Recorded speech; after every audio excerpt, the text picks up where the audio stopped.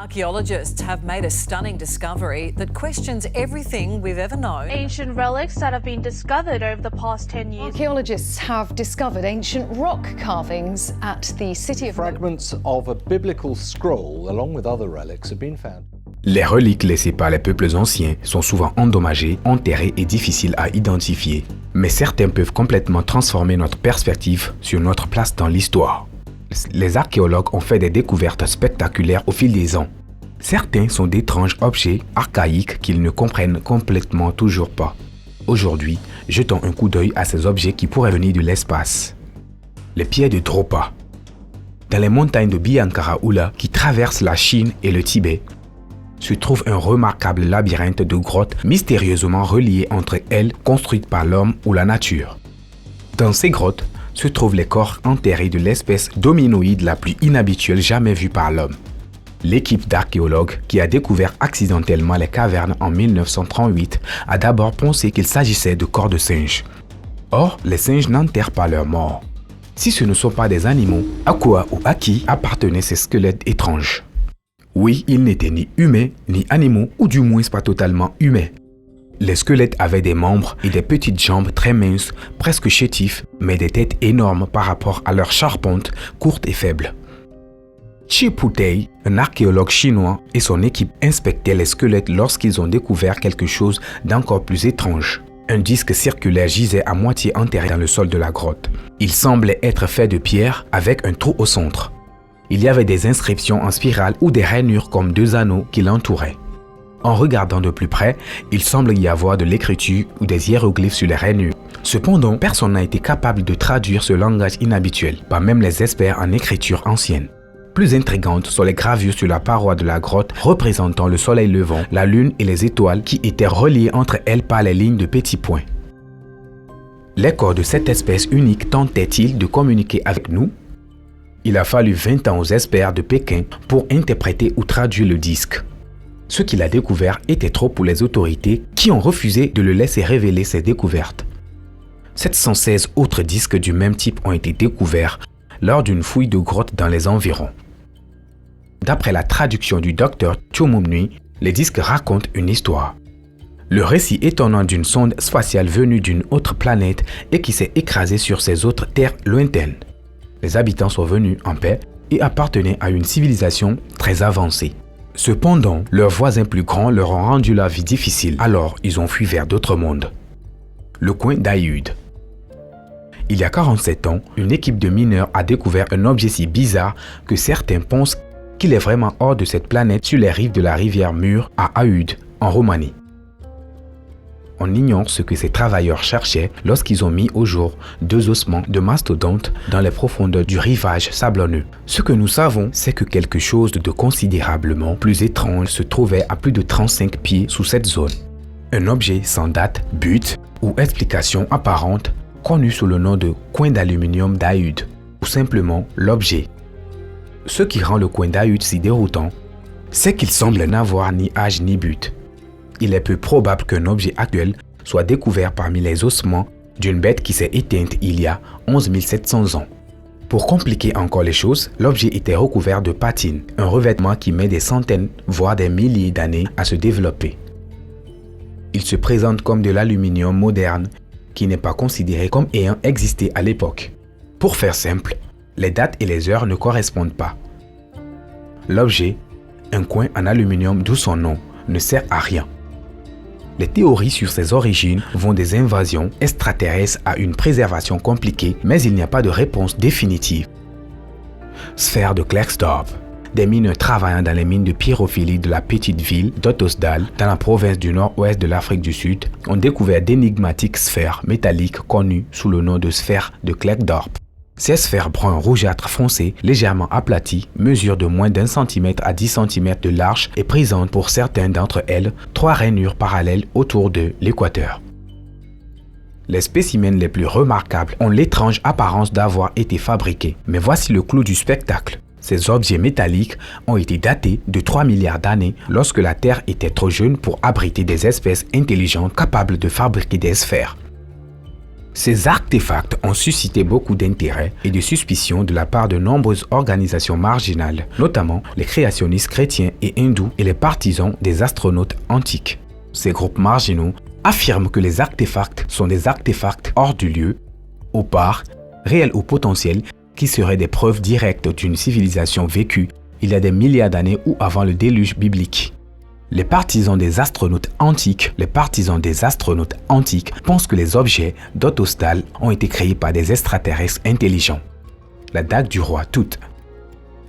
Lorsque les chercheurs ont jeté un premier coup d'œil dans le tombeau de Toutankhamon au début des années 1920, ils ont découvert des antichambres remplies de milliers d'objets, statues, meubles, bijoux, vêtements, chars et peintures.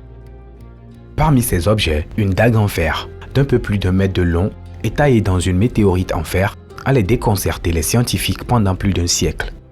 De nouvelles études présentent des visions opposées des origines de cette arme mystérieuse qui pourrait avoir été utilisée par le pharaon égyptien le plus célèbre de l'Antiquité. L'une des enquêtes sur la dague, qui est composée de fer provenant de météores, implique qu'elle a été produite en Anatolie, la Turquie actuelle, tandis que la seconde étude affirme que ses origines terrestres sont inconnues. La fonte du fer n'avait pas été encore créée pendant le règne du roi Toutankhamon 1333 avant JC à 1323 avant JC. Le métal était donc une denrée rare et coûteuse qui provenait souvent de météorites. La sphère mystérieuse de Beth. En mars ou avril 1974, 3 membres de la famille Beth, les parents Gary et Antoine, et leur fils aîné Terry, se promenaient dans les bois autour de leur propriété sur l'île Fort George de Jacksonville lorsque Terry a découvert quelque chose qui allait avoir un impact à long terme sur leur vie. Une étrange sphère métallique de la taille d'une boule de bowling. Terry, un étudiant en médecine de 21 ans, a ramené la boule chez lui parce qu'il pensait qu'elle était suffisamment inhabituelle pour constituer un bon souvenir.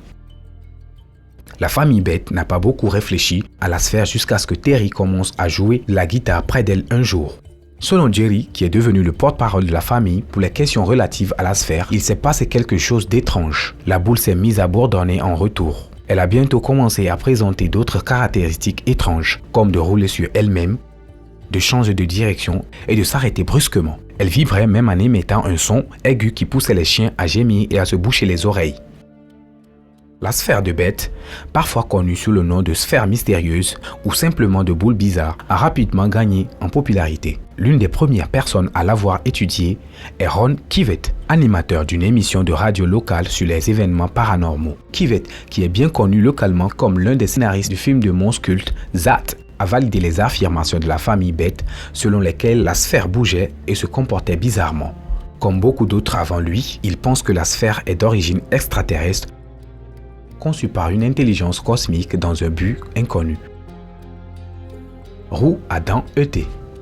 La plupart des scientifiques pensent qu'en raison de la jeunesse de la Terre il y a 300 millions d'années, les premiers animaux terrestres n'avaient pas encore évolué en dinosaures. Si c'est le cas, comment expliquer la découverte en Russie d'un levier de vitesse, une pièce de machine standard logée dans un morceau de charbon vieux de 300 millions d'années? Cet artefact est-elle correctement identifié?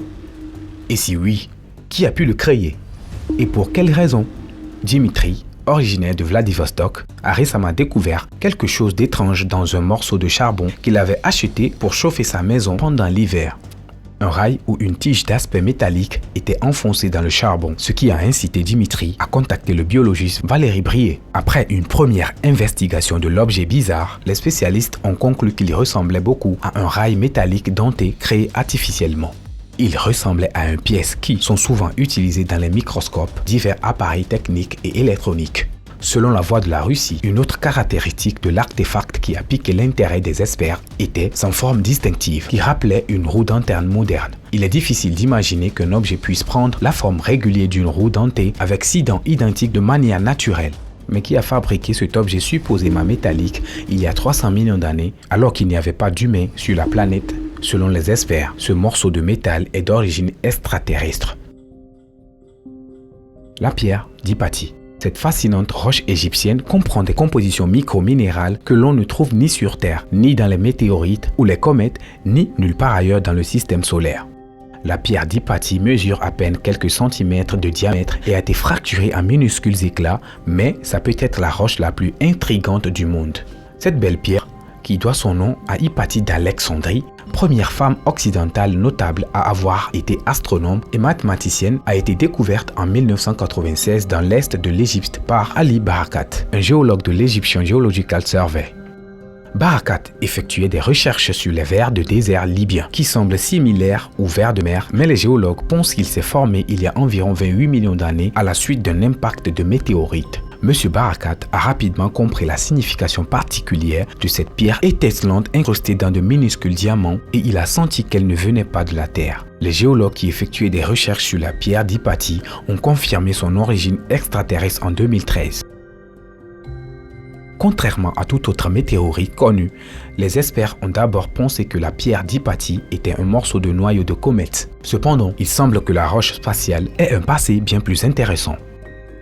Une nouvelle étude menée par des géologues de l'université de Johannesburg a déterminé que les composés identifiés dans la pierre d'Hypatie ne ressemblent à rien de connu dans le système solaire.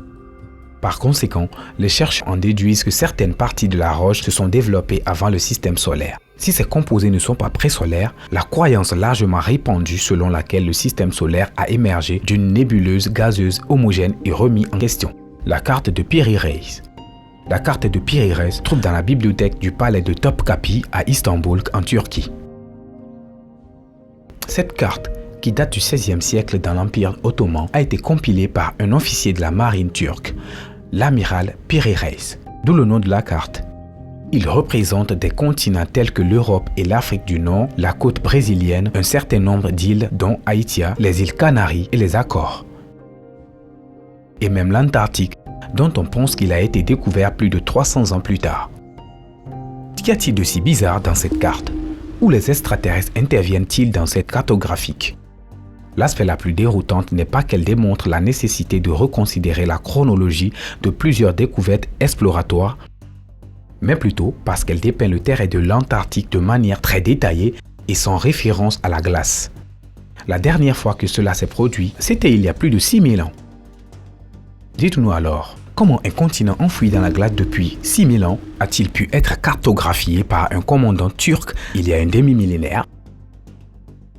Le professeur Charles Hapgood et le mathématicien Richard W. Strachan ont examiné la carte de Piri-Reis et ont conclu qu'elle avait été créée à partir d'une image aérienne. Un avion du XVIe siècle? Il faudra attendre près de 4 siècles pour que les frères Wright effectuent leur premier vol, et bien d'autres années encore pour que quelqu'un puisse prendre une photo précise en vol.